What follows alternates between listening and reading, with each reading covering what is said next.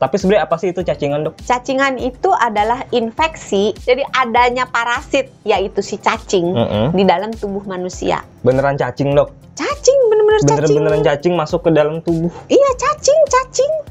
Indonesia itu endemis cacingan. Terus gejalanya apa, Dok, kalau orang dewasa? Pada anak-anak dan orang dewasa hampir sama. Cuman pada anak-anak, karena anak-anak cenderung kan tidak tahan menderita ya. Kalau orang dewasa kan cenderung mengabaikan, udahlah biarin deh gitu kan. Tapi kalau anak-anak biasanya rewel. Apalagi kalau cacingnya cacing kremi. Dia rewel terutama di malam hari. Karena mau tidur gatel area anusnya gitu. Terus biasanya ada keluhan di saluran pencernaan. Kalau misalnya si cacingnya udah berkembang biak dan banyak, dia demo, nutup jalan, maka si fesesnya, si tinjanya nggak bisa turun, maka terjadi sembelit. Nah, terus timbul gejala-gejala yang kita kenal sebagai lemah, letih, lesu, lemot.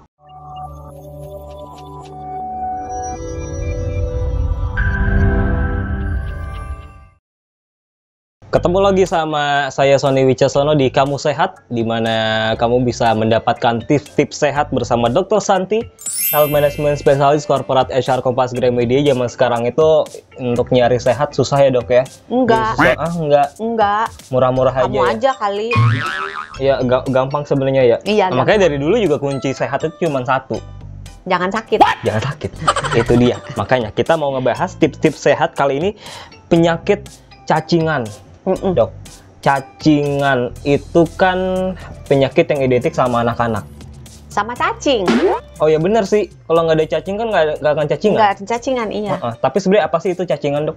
Cacingan itu adalah infeksi dari cacing. Sangat membantu sekali jawabannya. Terima kasih. Jadi adanya parasit, yaitu si cacing, di dalam tubuh manusia. Oke. Biasanya adanya tuh di saluran pencernaan. Beneran cacing, Dok? Cacing, beneran cacing masuk ke dalam tubuh. Iya, cacing. Uget tuh. Yang gini-gini tuh masuk ke dalam tubuh tuh. Iya. Tapi jenisnya macam-macam. Oh, ada banyak. Jenis tuh kayak misalnya orang Indonesia kan ada orang Jawa, orang Sunda, orang Batak, orang Dayak dan seterusnya. Oh, ini ada cacing gitu. Batak, ini ada cacing Sunda. Bukan. Maksudnya ada cacing gelang, ada cacing tambang, ada cacing cambuk, ada cacing kremi. Nah, macam-macam cacing itu bisa cuman satu jenis yang ada di dalam satu orang. Bisa juga mereka berkumpul-kumpul membentuk arisan di dalam perut seseorang. Dan nggak cuman anak-anak, makanya tadi bukan penyakit khusus anak-anak. Oh, jadi nggak cuman kejadian sama anak-anak doang nih? Enggak. Sama orang dewasa juga bisa kena cacing? Bisa, orang tua juga bisa. Oh iya, saya seumuran doksan kayak gini bisa? Ya Allah. Cuma memang cacingan itu lebih banyak terjadi pada anak-anak. Karena anak-anak memang rentan kena cacingan. Kenapa? Orang nanya duluan ditanya, kenapa? Lah nggak tahu sih, itu kan dokternya, saya hostnya, kenapa ditanya? Tebak. Kan biar kemarin episode yang kemarin tebakannya mantap. Oh iya, kita coba ya. Coba. Bismillahirrahmanirrahim. 1. Ini namanya juga anak-anak. Iya, benar. Namanya juga anak-anak. Mainnya berantakan, kotor. Kalau pergi jalan-jalan suka nggak pakai alas kaki, udah kabur gitu kan. Terus main tanah gitu. Terus mau makan, lihat emaknya lagi goreng tempe langsung comot. Padahal habis pegang Pegang apa? Ayo. Pegang mainan. Tanah. Habis main sama binatang misalnya ada kena kepegang kotorannya misalnya. Itu bisa. Anak kan suka apa-apa langsung main mulut gitu kan. Terus suka nyentuh area wajah tanpa cuci tangan. Nah, terus anak-anak, di antara anak-anak sendiri potensi untuk menularkan juga tinggi. Karena beberapa jenis cacing, bukan beberapa, ada satu jenis cacing yang namanya cacing kremi. Itu cacingnya khas itu. Kalau dia mau bertelur, cacing betinanya itu akan bergerak ke arah anus. Kemudian dia bertelur di situ. Di anus bertelurnya? Di kulit, lipatan-lipatan kulit anus kan, area anus kulitnya berlipat-lipat gitu kan. Nah, dia ngumpet di situ. Nggak tahu, saya belum ngeliat. Ya susah juga sih ya. Ngapain juga saya ngeliatin anus, susah juga ngapain. Jadi kulitnya berlipat-lipat begitu, nasi telurnya itu diletakkan di area kulit sekitar anus. Berarti dokter pernah ngeliat anus? Ya pernah lah, kan pasien banyak. Oh iya, maka segala macam itu sudah pernah dilihat, luar, dalam, depan, belakang, atas, bawah, udah pernah. Lupa kalau dokter Santi dokter. Iya, karena profesinya ya. Jadi si cacing betina itu yang bertelur di area anus akan menimbulkan gatal di daerah anus, terutama malam hari. Oh, makanya kalau yang cacingan sering gatal-gatal, garu-garu. Nah, anak-anak kan garuk-garuk, terus pegang ini, pegang itu gitu kan, terus main sama temennya gitu. Nah, ketika dia ngegaruk, kalau telurnya nempel di kuku, maka kalau berkontak dengan temennya atau dia berkontak dengan mainan, dia megang mainannya dipinjam temennya, itu telurnya bisa pindah-pindah. Kalau si temennya lagi nanti megang entah tangannya atau kukunya atau apapun, atau bertukar pakaian juga bisa masuk ke mulut, bisa masuk juga. Terus cacing kremi sangat kecil, sehingga kalau dia kecil apa, Dok? 0,6 sampai 1,3 cm. Jadi 0,6 sampai 1,3 cm. Jadi kecil banget. Kayak titik gitu ya? Iya. Nah, karena dia udah ada di area anus, maka dia bisa, kalau misalnya anaknya gerak, copot telurnya, jatuhlah ke entah pakaiannya atau ke spraynya. Nah, karena dia kecil, ringan, ke bawah angin, misalnya lagi dikebut-kebut sama ibunya kan, kalau pagi kan ibu-ibu bebenah ranjang kan suka dikebut-kebut. Nah, itu kebut-kebutannya itu bisa terbang. Kalau ibunya pas lagi mangap gitu kan, misalnya sambil ngebut kan biasanya ngomel ya ibu-ibu ya, masuk gitu. Makanya kalau ngebut dia suka ngomel. Itu hikmahnya ya. Sehatnya bukan itu. Ketularannya bisa dari anak kecil bisa ke orang dewasa juga ya? Bisa. Nah, kalau kita sebaliknya juga bisa ya.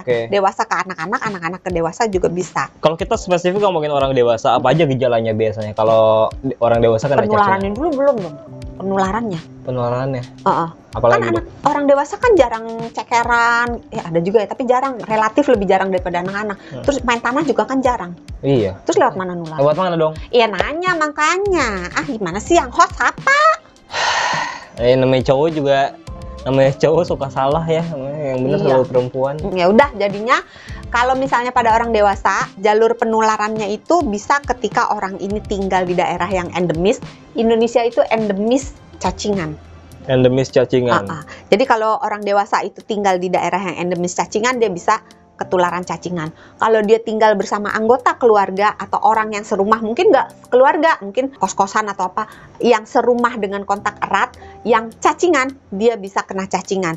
Terus misalnya dia karena pekerjaannya atau karena hobinya, dia banyak berkontak dengan tanah, dengan hewan, atau dengan air yang tercemar oleh si telur cacing itu, dia juga bisa ketularan. Atau dia hobi makan makanan-makanan, sayur-sayur yang setengah mateng atau yang mentah, yang dilalap, yang nyucinya nggak bersih, proses pencuciannya itu tidak benar, sehingga telur-telurnya itu masih nempel di situ. Atau misalnya dia jorok, jadi habis basuh-basuh, habis buang air besar, basuh, nggak cuci tangan pakai sabun, air dan sabun.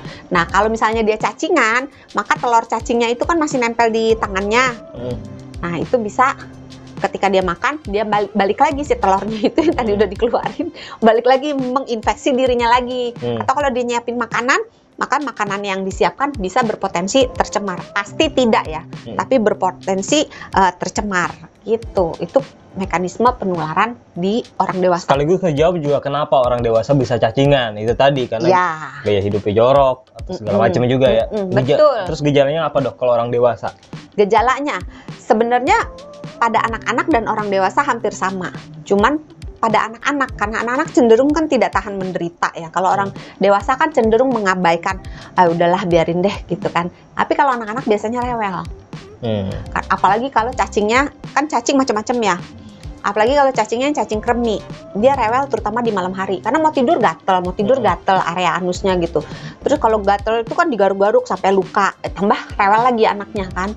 Terus biasanya ada keluhan di saluran pencernaan, mual, muntah, kembung, sakit perut gitu.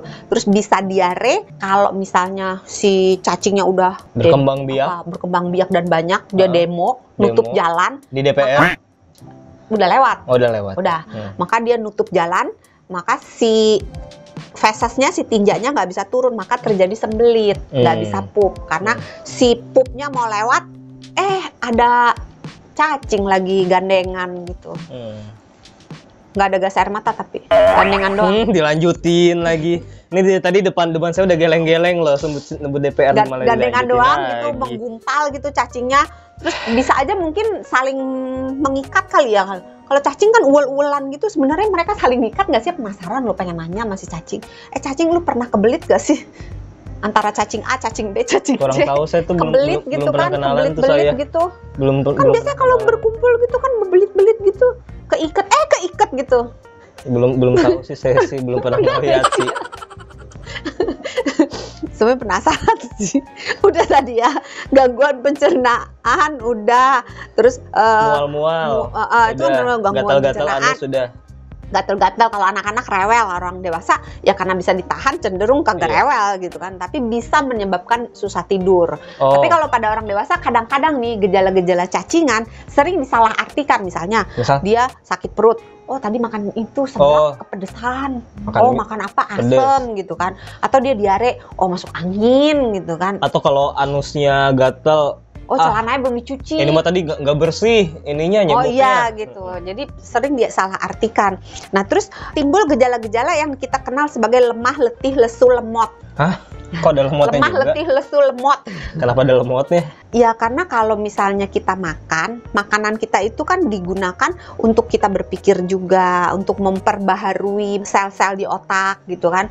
Kalau misalnya makanan yang harusnya berguna untuk kesehatan otak dan kesehatan tubuh kita diambil oleh si cacing, maka kita nggak kebagian. Kurang asupan.